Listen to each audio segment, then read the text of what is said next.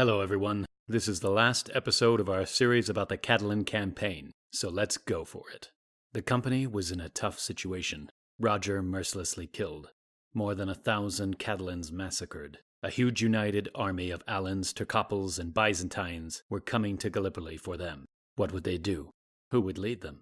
When the news of a slaughter reached Gallipoli, the Catalans vowed revenge. After the death of Flor, the leader became a Spanish noble, Bernager d'Antanza, who was the favorite of Rodger. When Rodger became Caesar, he held Grand Duke title. He was the second in command of the army. Now this guy was to act wisely and organize revenge in this rough situation. When the enemy reached Gallipoli, the Catalans, under the command of Antanza, went out to meet them. After unsuccessful skirmishes, the united army decided to leave the Catalan camp, but this attack decimated the Catalan troops. After this, the campaign decided to send envoys for parley to the Emperor Andronicus. With the interference of Venetians, Catalans could reach Constantinople and claim justice. The emperor replied that neither his son nor he gave the order to kill Rodger. Of course, Catalans did not believe him. And what do you think Andronicus did? He ordered to kill them all.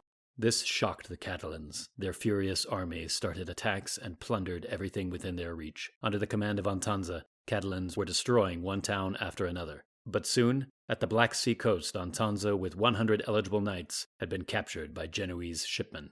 And still the Catalans were without a leader. Anarchy took place in the Catalan camp. During the last month's fight, the number of Catalan troops had been shrunk to 206 horsemen, 1,256 footmen. Being outnumbered and without a leader, the chances of a successful campaign were drastically decreased. So they decided to assemble and discuss further steps. It was June 1305. The Catalans organized a council. During several days, there were debates over the issue of what to do next. Two main ideas were discussed. First, to evacuate one of the fertile islands in the Aegean Sea and wait for reinforcements. The second, to attack and avenge the death of Rodger and other compatriots. Eventually, the second idea took. It was better to die with honor than live without, the majority of delegates cried out. And so, the day before March, they destroyed the fleet so that no one would think to run from the battle. Days later, the whole campaign marched off to Gallipoli, seeking revenge. Michael saw the chance to finish them and assembled all imperial units from Macedonia and Thracia, also Turcoples and, attention, Alan mercenaries. In total, around 14,000 soldiers. This time, he was sure that with such numerical superiority, they would crush the Catalans. Meanwhile, the Almogavars had been reinforced by some 500 Turkish horsemen from Asia Minor. The two armies met at the Castle Apros in Thrace. It was evening, and both sides were preparing for battle and waiting for the sunrise. The Catalans were watching as thousands of tents were unpacked, the tents all over mountains from their camp.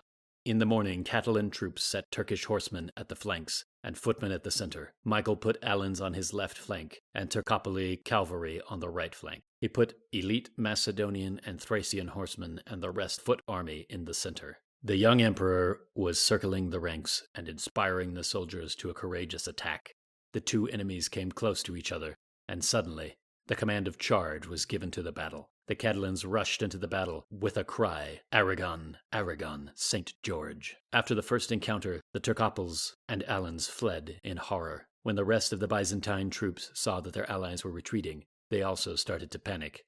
Michael could not believe his eyes. Still Alans betrayed? He turned to his army, with tears, imploring them to stand tight. But they completely did not listen, and ran without looking back. Only several hundred knights stayed with the emperor in the battle. Michael wanted to encourage by his personal example, and turned to his army with the words that now is the time, that death is better than life, and that life is worse than death. Immediately after, he charged the Catalan ranks and killed several of them. But then one of the Catalans killed his horse and he fell to the ground. A huge Almogavar managed to cut his face by the spear. He was about to be surrounded and captured. But in this decisive situation, one of his bodyguards came to help his emperor. He gave him his horse and stood alone against furious Catalans. The emperor fled alive. The battle was lost. Even the emperor's suicidal feat could not change the situation.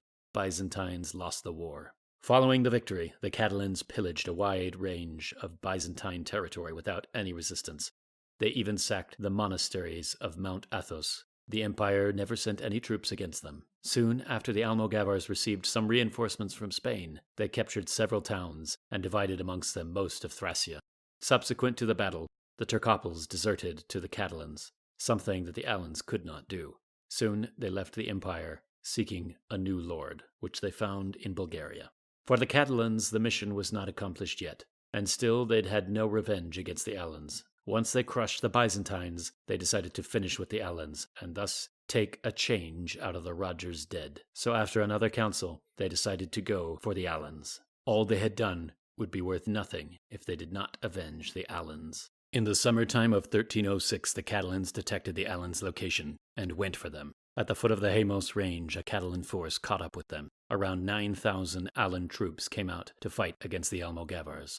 They fought desperately, as their families were behind them. But no one could resist the Catalans' fury, and after several hours of decisive battle, all Alan soldiers were annihilated, and their wives and children enslaved. The head of Gherkin had been cut and impaled. Finally, the Catalans kept their promise and avenged Rodger's death. But the adventure of the Catalans did not end there. For the next 2 to 3 years, they continued to plunder the Byzantine Empire and then moved to Greece, where they found their final destination. But this is a story for another series, and maybe we will cover it later. The Catalan Campaign to Asia Minor left a significant footprint in the history of the region. As a result of devastation and the loss of Asia Minor, the empire became weaker than ever before. The most long-lived empire in the world history lost its last chance to restore the glory and finally, in 1453, stopped its existence. It was during the Catalan Campaign when the Turks first crossed the straits and established in Europe, and decades after became the major power in the Europe for several centuries. Subsequently, the Turks cut the trade routes of Europeans to Asia, so they started to seek new ones, and as a result, in 1492, America was discovered. Rodger and the Catalans are less known to the wide public, but for their bravery and unimaginable adventures, they deserve to become famous. Maybe after our series, Hollywood will turn to them one day. Here we stop now, and we'll try work for other stories. But we need your contribution. And if you like our work, you can become a patron and support us to create more series like these.